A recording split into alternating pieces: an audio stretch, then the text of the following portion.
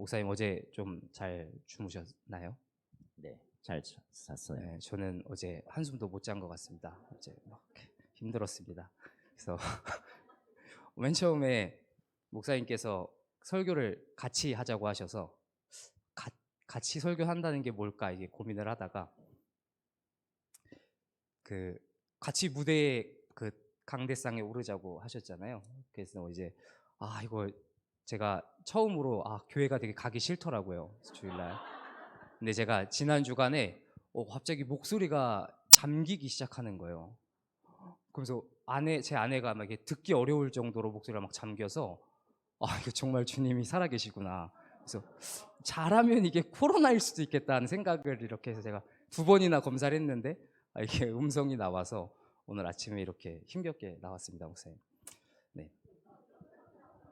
그래서 저희가 이제 그 목사님과 본문 말씀을 이제 같이 정하고 주제를 정하면서 제가 이제 주제를 좀 이렇게 건의드렸던 게 제가 사실은 그 지금 살면서 가장 많이 고민하고 있는 문제입니다, 목사님.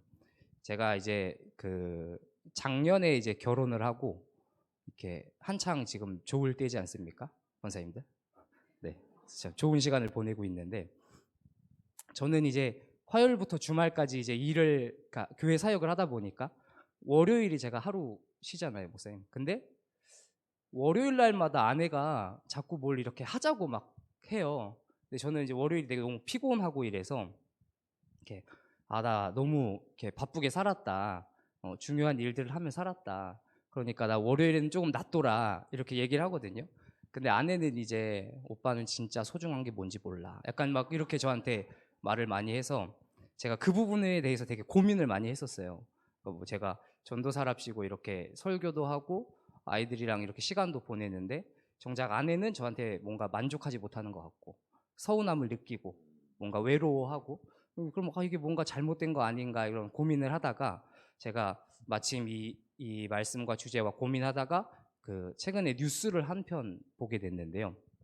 그 뉴스에서 이렇게 스포츠맨들과 팬들이 이렇게 나오는 장면이었는데 그 스포츠 경기를 하면은 이긴 팀이 있고 진 팀이 있잖아요. 그런데 경기를 지다 보니까 진 팀 선수들이 되게 좀 마음이 좋지 않았나 봐요. 그래서 막 기다려서 막 이렇게 악수하려고 사인을 받으려고 이렇게 기다리는 팬들을 선수들이 그냥 이렇게 지나쳐 갔어요. 그러니까 그 뉴스에서 그 내용을 이렇게 꼬집으면서 마지막 클로징 멘트를 했었던 게 제가 너무 인상 깊었는데 그 아나운서가 마지막에 이런 표현을 쓰더라고요.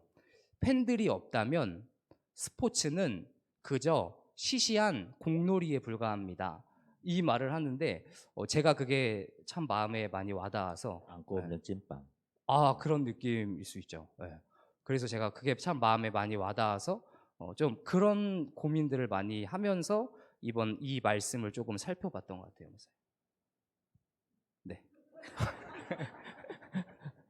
그러면 이 말씀에서 오늘 중요한 게 무엇인지 전사님이 생각할 때 우리 성도님들과 함께 나누고 싶은 거. 저는 개인적으로 이 말씀을 보면서 이 말씀에서 오늘 제자들이랑 예수님이랑 같이 있는데 제자들이랑 예수님이 이렇게 같이 있는 자리에 어린아이들이 이렇게 막 다가오잖아요. 그런데 제자들은 어린아이들이 막 다가오는 걸 먼저 금지하잖아요. 니네 지금 오지 마라. 근데 예수님께서는 제자들의 반응과는 반대로 어린아이들이 오는 것을 막 웰컴하고 환영하잖아요.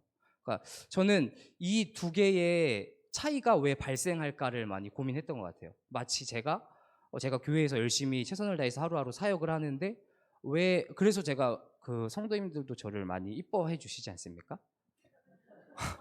동의하시지 않는 것 같은데 그렇죠?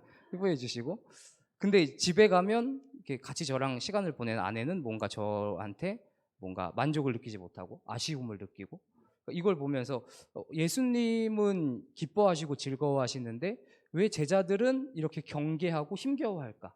이 부분에 제가 좀 접목해서 생각을 해볼 때 제자들은 계속 무엇인가 중요한 일을 하려고 했던 것 같아요.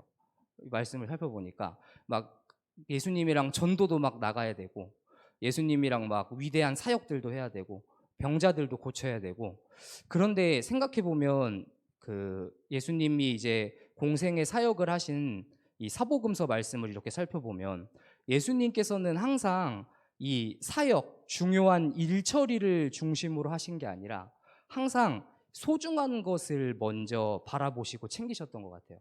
그래서 제자들은 주님 빨리 우리 전도 나갑시다. 주님 이 사람들이 우리를 지금 칭송하고 있습니다. 그러니까 우리 빨리 이렇게 이것도 하고 저것도 해서 빨리 이 권력의 중심에 씁시다. 이렇게 계속 예수님한테 이야기를 하는데, 정작 예수님은 항상 한 사람을 위해서라면 그 모든 것들을 잠깐 멈추고더라도 아니야 괜찮아, 아니야 너 지금 배고픈데 우리 밥부터 먹자, 혹은 갑자기 이제 십자가 지시기 전에는 갑자기 냅다 진짜 바쁘고 정신없는데 한 사람 한 사람 이 세숫대야 갖고 오셔서 발을 이렇게 씻어주시는 모습을 보면서 어쩌면 예수님께서는, 이 말씀을 보면서 저는 예수님께서는 중요한 일을 하시는 분이 아니시라, 중요한 일을 처리하기 위해서 이 땅에 오신 분이 아니시라 소중한 사람을 만나러 이 땅에 오셨구나. 그래서 그 사람과 소중한 시간을 보내는데 자신의 모든 시간을 집중하고 계시구나. 저는 개인적으로 말씀을 좀 이렇게 생각을 해봤던 것 같습니다. 그다음 나 할 차례예요. 그러면 마지막 적용 질문을 질문해 주시면 됩니다. 그럼 전사님, 오늘 이 말씀 속에서 전사님이 네. 우리 가정의 달에 또 사랑하는 가족들을 늘 생각하는 마음으로 여기 네. 참석하신 우리 성도님들에게 네. 또 우리 다음 세대들 자녀들도 있는데 네. 오늘 적용점을 한번 도전해 주신다면, 안내해 주신다면. 네. 제가 아무래도 그 학생부, 청년부 이렇게 자녀 세대들을 담당하고 있는 전도사이다 보니까 그런 것 같아요. 부모님들이 자녀들을 정말 저는 너무나도 사랑하신다라고 생각하는데, 그 사랑의 관점이 많은 경우 중요한 일에 맞춰져 있는 것 같아요. 그래서 내 자녀가 너무 소중한데, 너무 소중하니까 잘 됐으면 좋겠어서 잘 되기 좋은 중요한 일들, 이 중요한 것들을 처리해야 되는 것들을 매번 가르쳐 주시는 것 같아요. 그러니까 너 너무 사랑해. 그러니까 너 열심히 공부해. 근데 뭐 이것도 맞는 말이긴 한데, 사실은 소중한 사람과는 사실 소중한 시간을 보내야 되잖아요. 중요한 시간보다 중요한 건 소중한 시간을 보내는 건데, 중요한 일을 하고 중요한 시간을 보내느라 정작 소중한 시간을 보내는 데는 시간을 많이 쏟지 못하시는 것 같아요.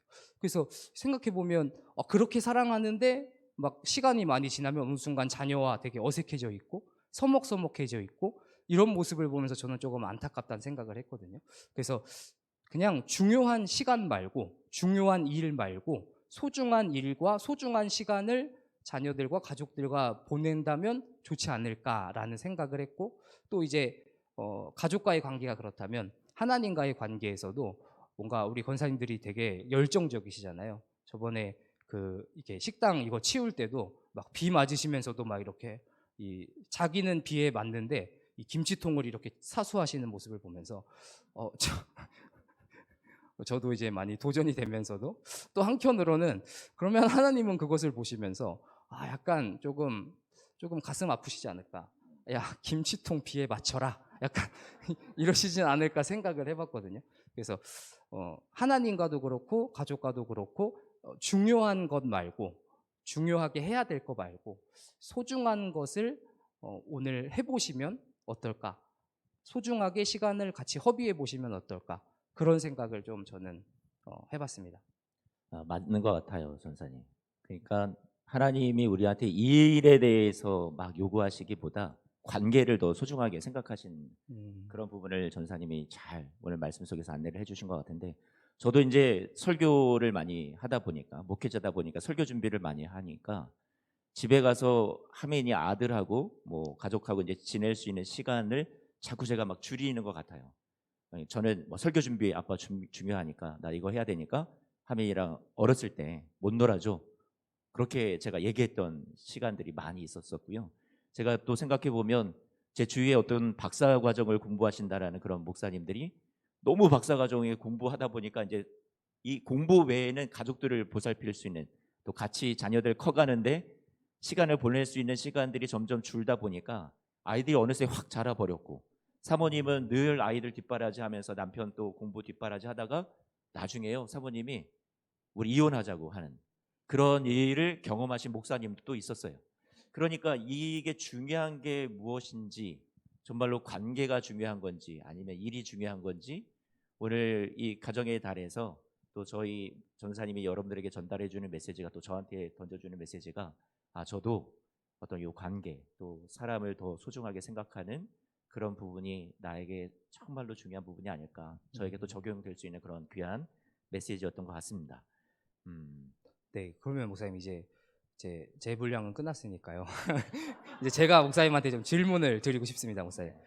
그러면 이제 그 목사님께서도 이 본문 말씀을 이렇게 보시면서 목사님께서 좀 생각하시기에 중요한 것과 소중한 것은 조금 무엇이 있다고 좀 생각이 드시나요? 그러니까 오늘 2인 2색입니다. 그러니까 이제 오늘 말씀을 이렇게 전하고자 하는 의도도 2인 2색이에요. 전사님이 생각하는 오늘 말씀 속에서 중요한 것, 소중한 것이라는 것을 이제 교육부서 담당 전도사님이 주제를 정해 주셨어요. 저도 이제 그 관점에서 오늘 말씀을 좀 들여다 보니까 저한테는 약간 다른 각도로 묵상이 되었는데, 오늘 저는 이제 마태, 마가, 누가, 오늘 이 예수님이 어린 아이들을 축복해 주시고 그들을 위해서 안수기도 해 주신 이야기가 이 세 군데 복음서에 나오거든요. 그러니까 다각도에서 이 전체 복음서 말씀을 종합해서 묵상을 해 보니 좀 이런 새로운 사실들이 눈에 많이 들어오더라고요. 이제 때는 바야흐로 예수님께서 이제 말씀을 가르치실 때였어요. 하나님 말씀을 전하는 거죠. 저 같으면 이제 뭐 예배 시간에 설교하는 어떤 그런 때죠. 그런데 이 설교 도중에 어떤 아이들이 막 저기서 떠든다고 생각을 해봐요. 그리고 아이들이 막 장난친다고 생각을 하면 뭐 방해가 돼서 여러분들도 막 신경이 다 그쪽으로 쏠릴 거 아니에요, 그렇죠? 그러니까 지금 상황이 딱 그런 상황인 거죠. 예수님이 하나님 말씀을 막 전하고 가르치고 있는데 어떤 부모들이 자신의 아기들을 데리고 오면서 예수님한테 이제 축복기도 받고 싶어서 예수님의 만져주심을 바라며 성경은 그렇게 얘기하고 있는데, 그게 축복기도를 받고 싶다라는 거, 안수기도 해줄 수 있는 것을 받고 싶었다라는 거예요. 그래서 찾아옵니다. 그런데 이 제자들은 이것을 가로막죠. 그리고 막 꾸짖었다고 성경을 보면 얘기를 하고 있어요. 왜 그랬을까를 생각을 해보면 그 당시의 문화는 어린 아이들을 되게 하대하던 그런 문화였단 말이에요. 그렇게 존중해 주는 게 아니었죠. 그러니까 예수님께서 뭐 오병이어의 기적을 보더라도 여러분 인원수에 사람의 수를 셀 때 어린아이가 들어가지 않잖아요. 그러니까 여성도 들어가지 않고 대표적으로 남자 중심의 되게 그런 가부장적인 어떤 그런 모습이 보여지고 있는데요. 우리나라도 이 어린이라는 말이 널리 쓰여지기 전에는 아새끼, 얼라, 뭐 애놈, 아들놈, 딸년, 죄송합니다. 제가 이렇게 이런 막 표현을 써서 이렇게 부르면서 어린 아이들을 되게 하대하던 그런 문화가 우리나라에도 있었잖아요. 그런데 소파 방정환 선생께서 이제 이 당시 어린 아이들을 인격적으로 대하지 못한 것이 너무나도 마음이 아파서 이런 사회의 문제를 바꿔야 된다 해서 젊은 사람들을 젊은이라고 하듯이 이 자가 약간 존칭해주는 그런 표현이라고 하는데요. 그래서 어린 사람들도, 어린 자녀들도 우리가 어린이라고 불러야 된다, 이거를 강조하고 주장하면서 어린이라는 용어를 널리 보급하는 데 힘썼다고 하죠. 사실 이 어린이라는 표현은 17세기 우리나라 문헌에 나와 있는 표현이었는데요. 그런데 어쨌든 이것을 널리 전파하고 보급시킨 사람은 방정환 선생님이었다고 해요. 어쨌든 오늘 말씀에서도 이야기 속의 인물들이 중요하게 여기는 것, 또 소중하게 여기는 것이 무엇인지를 같이 제가 좀 여러분들과 함께 찾아보고 싶어요. 제자들은 중요한 게 무엇이었을까? 아까 전사님이 얘기해 주셨는데 예수님의 설교 시간이라서 그게 방해된다라고 애들은 가라, 얼라들은 가라 했을까?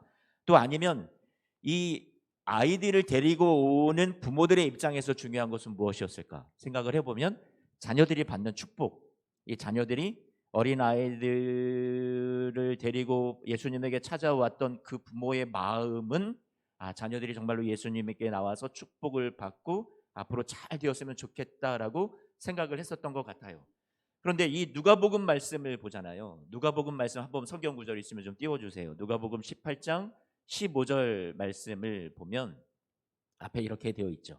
사람들이 예수께서 만져주심을, 안수기도를 바라고 축복기도를 바라고 데리고 오는데 뭐라고 되어 있어요? 자기 어린 아기를 데리고 왔다. 이 부모의 마음이 얼마나 소중한지 모르겠어요. 오늘 저희 교회 2부 예배 때 헌화식이 있거든요. 자기 아기들을 데리고 주님 앞에 나와서 이제 기도를 받는 시간이잖아요. 제가 주님은 아니지만 주님을 대신해서 제가 그 어린 자녀들을 축복기도 해주는 시간을 이따 헌화식 때도 갔는데, 주님께서는 이 부모들의 마음도 소중하다고 여기셨던 것 같아요. 부모들은 자녀들이 예수님에게 축복기도 받는 것을 중요하다고 여겼던 것 같고요. 또 예수님께서는 그 어린 자녀들을 데리고 나오는 부모들의 마음도 소중하게 여기셨고, 그리고 그 예수님이 설교하고 가르치는 어떤 이 일들이 중단되고 방해하는 것이 중요한 것이 아니라 이 소중한 자녀들을 너무나도 아끼셨다라는 생각이 든단 말이에요. 다음 세대들이요. 그래서 예수님께서 16절, 18장 16절 누가복음 말씀을 보면 이렇게 말씀하시는데요. 예수께서 그 어린 아이들을 불러 가까이 하셨다. 누가복음에만 이 표현이 나오는데, 얼마나 저는 이 말씀을 보면서 이런 생각을 해봤어요. 얼마나 다정스럽게 부르셨을까. 그리고 가까이 하셨다라고 했으니까 얼마나 그 아이들을 꼭 품에 안아 주셨을까.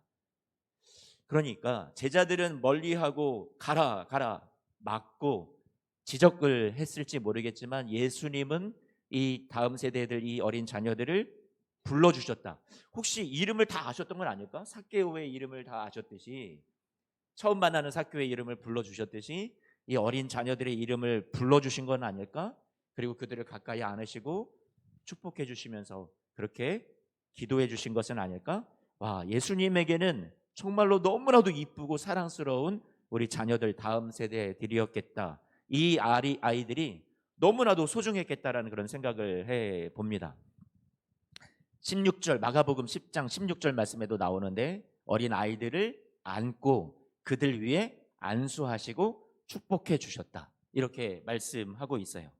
자, 예수님은 말씀을 전하는 시간이었고요. 설교가 그게 너무 중요해서 아이들이 방해된다고 부모들을 책망하지도 않으셨고요. 아이들을 또 멀리하지도 않으셨어요. 아이들이 내게 오는 것을 막지 말아라. 오히려 아이들을 가까이 부르시고 그들을 다정하게 안으시고 그들을 위해서 한 사람 한 사람 축복해 주시면서 기도해 주셨던 거죠. 우리 친구들, 여기 예배 가운데 나와 있는 우리 다음 세대들이 제 눈에 몇 명 보이는데요. 우리 청년들까지도 주님께서 여러분들을 얼마나 소중하게 생각하시는지 모르겠어요. 그 주님의 마음이 오늘 말씀 속에서 나타나잖아요. 여러분들을 향한 주님의 마음이에요. 그리고 부모님들이 우리 자녀들을 아끼고 소중하게 여겨서 이 자녀들이 주님으로부터 받는 복이 임했으면 좋겠다, 그 마음으로 늘 기도하시잖아요. 주님께서 그 마음을 얼마나 소중히 여기시는지 모르겠어요. 그래서 예수님께서 이런 말씀을 하셨어요. 이제 조금 더 한 단계 좀 더 점진적으로 나아가서 좀 더 심화된 말씀을 여러분과 좀 나누고 싶은데, 마태복음 19장 14절 말씀인데요. 같이 좀 성경을 한 번만 봐봐요. 19장 14절 말씀 같이 읽어볼까요? 시작. 예수께서 이르시되 어린아이들을 용납하고 내게 오는 것을 금하지 말라. 천국이 이런 사람의 것이니라 하시고. 천국이라고 그랬어요. 근데 천국이 이런 사람의 것, 누구의 것이에요? 그러면 어린아이 같은 사람. 그러면 마가복음은 10장 14절 말씀 또 비슷한 말씀인데 이렇게 표현하고 있거든요. 마지막에 보니까 어린아이들이 내게 오는 것을 용납하고 금하지 말아라. 뭐라고 했어요? 하나님의 나라. 천국이라고 했고 마가복음은 하나님의 나라라고 했어요. 그리고 천국은 우리가 죽은 다음에 가는 곳을 늘 떠올리잖아요. 그런데 마가복음을 통해서 더 보완해 주는 것은 무엇이냐면 하나님의 나라.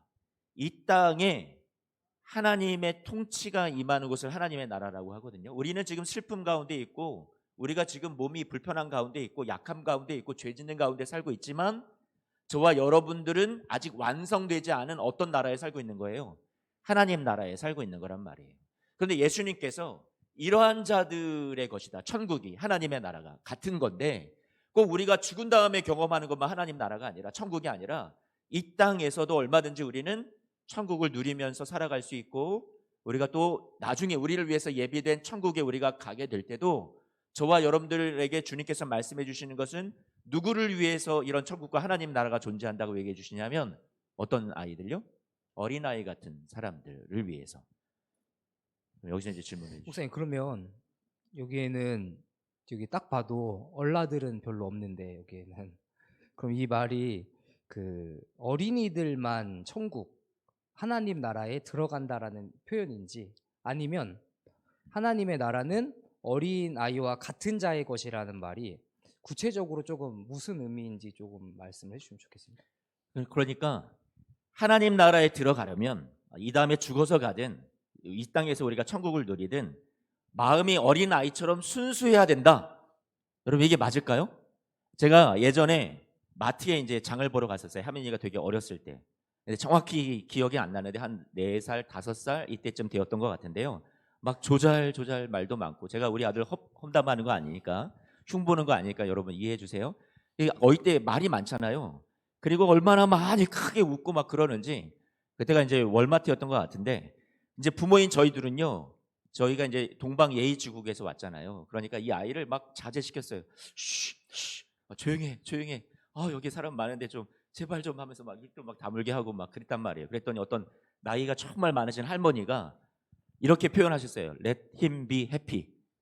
아이를 좀 제발, 그러니까 웃게, 행복하게 좀 내버려둬, 이렇게 얘기하시는 거예요.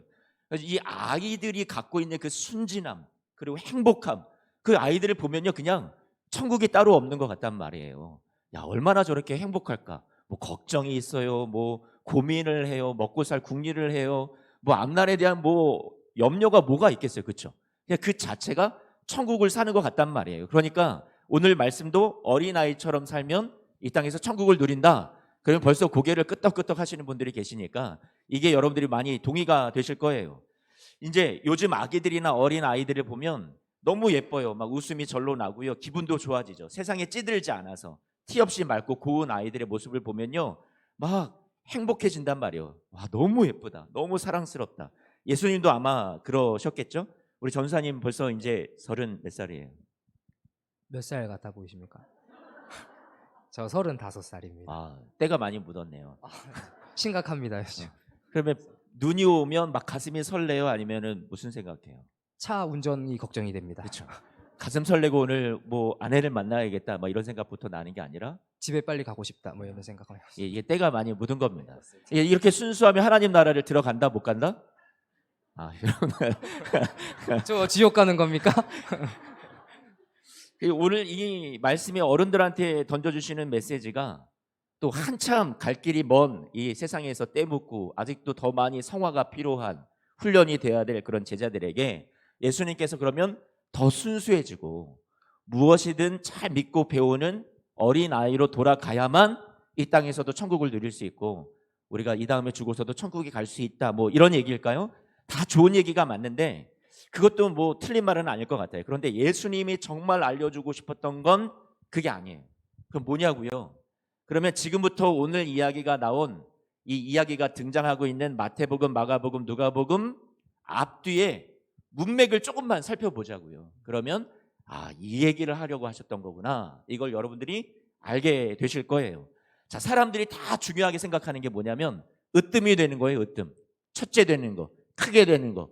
여러분들이 자녀를 위해서 중요하게 생각하는 기도 중에도 우리 자녀가 세상에서 머리가 되게 하시고 꼬리가 되게 말게 하시고 이런 기도 많이 하는 걸 저도 많이 들어봤단 말이에요. 저도 그런 기도를 받아왔었고요.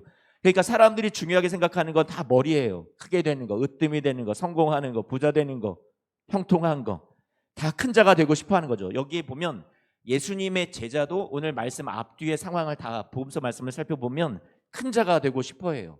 그런데 예수님이 중요하게 생각하는 건 뭐였냐면 당신 앞에 놓여있는 이 고난과 십자가가 중요해요. 죽음이었어요. 우리를 위한 희생이었어요. 섬김의 삶이었어요.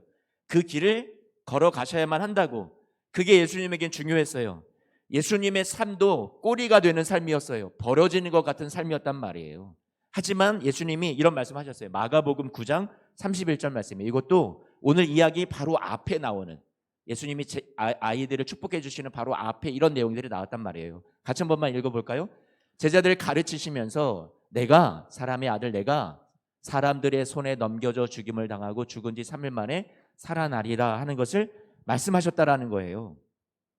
예수님이 자기가 버려지고 죽임당하는 것을 얘기하시지만 부활 승리가 있다라는 것을, 살아난다라는 것도 같이 확신하고 소망하시면서 말씀을 전해 주셨어요. 그런데 예수님이 자신이 먼저 이 고난의 길, 죽음의 길을 걸어가시고 이걸 왜 가르치셨을까요? 왜 얘기하셨을까요? 제자들한테 너희도 이 길을 따라와야 돼, 이걸 알려주고 싶으셨던 거죠.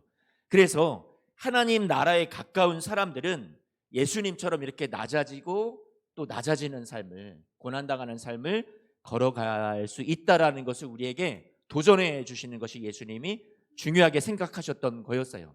그런데 제자들이, 이 못난 제자들이 깨달을까요? 못 깨달을까요? 못 깨달아요. 그러니까 마가복음 9장 32절 말씀을 앞에 좀 화면에 띄워주시면 이런 내용이 나오는 거죠. 같이 한 번만 읽어볼까요? 32절 말씀이에요. 그러나 제자들은 이 말씀을 어떻게 해요? 깨닫지 못하는 거죠. 두려워해요. 목사님, 근데 그래도 명색이 예수님의 제자들인데 이렇게 좀 말씀을 받고 저희도 그렇고 이런 가르침을 계속 듣게 되면 예수님의 가르침을 깨닫고 어떤 달라지는 순간들이 있지 않을까요? 그러니까 이제 예수님께서 기다려 주시는 거죠. 그렇죠? 그래서 높아지려는 생각에 사로잡혀 있는 이 제자들, 그런데 낮아지시겠다라는 예수님의 고난과 십자가를 전혀 이해하지는 못하고 철딱선이 없게요, 예수님은 십자가 고난을 제자들에게 이야기하는 바로 이때 이 제자들의 모습이, 여러분 성경은 저와 여러분들에게 어떻게 고발하고 있는지 아세요? 같이 한 번만 좀 다시 그 다음 구절을 살펴봐요. 33절 말씀입니다. 같이 보니까 가버나움에 이르러 집에 계실 때 제자들에게 물으시니 너희가 길에서 서로 토론한 것이 무엇이냐. 가버나움이라는 곳을 가는 그 사이 길에, 이 여정 속에서 도중에 뭐라고 얘기하냐면 제자들이 내가 더 높다. 34절 말씀 보아요. 그들이 뭐라고 얘기하냐면 예수님한테 더 이상 할 말이 없었어요. 잃어버렸어요. 우리 이런 거 논했는데 뭐라고 했다는 거예요? 오는 길에 누가 더 크냐 하고 서로 싸웠다는 얘기예요. 예수님이 도저히 안 되겠다 싶어서 제자들을 이제 불러 모아놓고 이렇게 가르쳐 주시는 거예요. 35절 말씀에 누구든지 첫째가 되고자 하면 끝이 되어야 된다. 무사람을 섬기는 자가 먼저 되어야 돼라고 가르쳐 주시는 거죠. 그리고는 사람들이 당시에 정말로 낮고 보잘것없는 약자의 대명사, 대표격, 그렇게 취급받던, 하대받던 그 존재가 누구였냐면 어린아이들이었단 말이죠. 그 어린아이를 불러서 가운데 세워놓고서는 다시 그 어린아이를 들어 품에 올려 안아주시면서 이렇게 말씀하시죠. 37절 말씀인데요. 뭐라고 얘기해요? 누구든지 내 이름으로 이런 어린아이 하나를 영접하면 나를 영접하는 거다. 이렇게 말씀해 주신 거예요. 그러니까 이 어린아이가 얼마나 소중한 존재인지를 얘기해 주시는 거죠. 높아지려는 그런 제자들한테, 한심한 제자들한테 이런 어린아이, 너무 낮은 것 같고 보잘것없는 존재인 것 같지, 이런 어린아이가 얼마나 소중한지 알아? 하면서 이 어린아이를 소중하게 생각해야 된다라고, 너희들이 보는 세상의 눈의 가치에 너희들의 삶이 결정된다고 생각하지 마.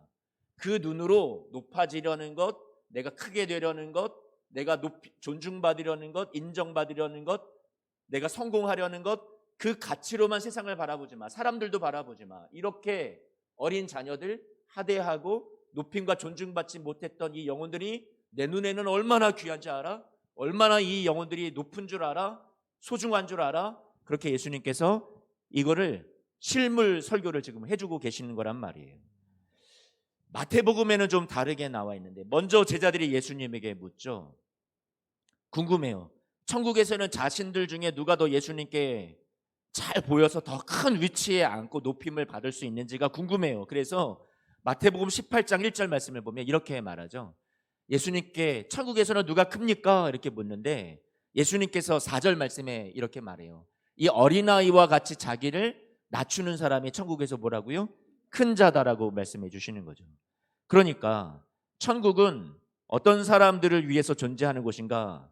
더 큰 사람, 우리가 생각할 때 높은 사람, 잘되고 형통한 사람, 그런 사람들이 축복받아 하나님 나라에 들어가고 천국에 들어가는 것이다, 이렇게 말씀하시는 것이 아니라 이 땅에서 고난 많고 형통하지 못한 것 같고 슬픔 많고 어려움이 많고 높임받지 못하고 그렇게 여러 가지 이 세상에서의 많은 삶이 힘든 삶을 살아가고 있는 그런 사람들이라 할지라도 예수님께서 그 영혼들이 얼마나 소중한지, 세상에선 소외될지 모르겠어요. 그러나 그 영혼들이 주님의 눈에는 얼마나 귀한지 그거를 예수님께서 말씀을 통해서 가르쳐 주시는 거예요.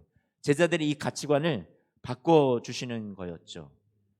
누가복음에는 어떤 맥락에서 나왔는지 한 번만 더 살펴봐요. 누가복음 18장 9절 말씀 같이 한번 봐요.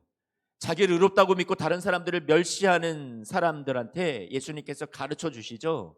내가 너희에게 이르는데 바리새인이 아니라 자신을 낮추고 죄인으로 생각하는 저런 세리와 같은 사람들이 하나님 나라에서 너무나도 귀하다 얘기하시면서 14절 말씀을 보니까 자기를 높이는 자는 낮아지고 자기를 낮추는 자는 높아지리라 이 얘기를 하시고 나서 무슨 이야기가 나오는 거냐면 15절 말씀, 누가복음 18장 15절 말씀 이렇게 나오죠. 예수께서 만져주심을 바라고 자기 어린 아기들을 데리고 사람들이 부모들이 왔는데 제자들이 보고 꾸짖었는데요. 그 다음에 16절 말씀에 어린 아이들이 내게 오는 것을 용납하고 금하지 말아라 하나님 나라가 이런 자의 것이니라. 여러분 그러면 전체 문맥을 지금 쫙 살펴봤단 말이에요. 그렇죠? 그럼 여러분 어떤 말씀을 예수님께서 전하고 싶었는지 왜 이 어린아이를 세우셔서 그 아이를 안으시고 아기들을 오시는 것을 막지 않으시고 그 아이들을 다 하나하나 소중하게 여겨주시면서 기도해 주셨는지 여러분 이해가 되시죠? 이제 결론 부분을 여러분들과 한번 말씀을 나누고 싶은데요. 세상에서 낮은 자인 어린아이가 하나님 나라에서 얼마나 소중하고 높고 귀한 축복의 대상인지를 알려주시는 거예요. 당시 어린아이는 힘없는 연약한 자, 소외되어 있는 자의 대표라고 했죠. 비인격적인 대우를 받고 가정에서도 그랬고 사회에서도 가장 작은 자의 대표란 말이에요. 예수님 당시에도 이렇게 약하고 존중받지 못했던 위치에 있었어요. 그런데 그런 어린아이들 뿐만 아니라 어린아이들을 이렇게 세워서 축복해 주시고 소중하다 얘기해 주신 거지만 기도해 주셨지만 어린아이들만 소중하다 얘기하신 것이 아니라 대표라고 했으니까 그 당시에 사람들의 눈에 연약하고 별로 존중받지 못하고 소외되었던 그 많은 사람들까지도 예수님이 얼마나 사랑하시고 얼마나 하나님 나라에서 이러한 영혼들이 귀하게 여김을 받는지를 그들을 위해서 주님이 천국을 예배해 주셨는지를 알려주시는 것이 위로 주고 용기 주고 소망 주시려는 것이 나는 축복받지 못했어 나는 세상을 살 맛이 안 나 하나님 나를 사랑하시기는 해 하는 그런 많은 사람들이 있었단 말이에요. 그런데 이 어린아이를 대표로 해서 너희 모두가 다 정말로 소중하다 이 얘기를 하고 싶으셨던 거죠. 사람들이 중요하게 여기는 건 자기 자신이 높임받는 거예요. 크게 되는 거예요. 성공하는 거예요. 인정받는 거예요. 출세하는 거예요.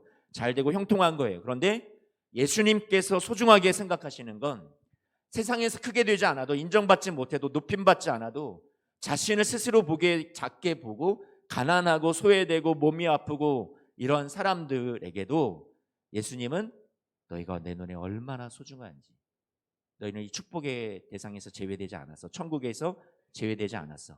천국이 가깝다고 그런 사람들 위로하고 세워주고 그런 사람들을 회복 주고 승리 주시려는 하나님 나라가 이들에게 정말로 가까이 있다라고 너희를 위해서 준비하고 있다고 예수님이 지금 얘기해 주신 거죠.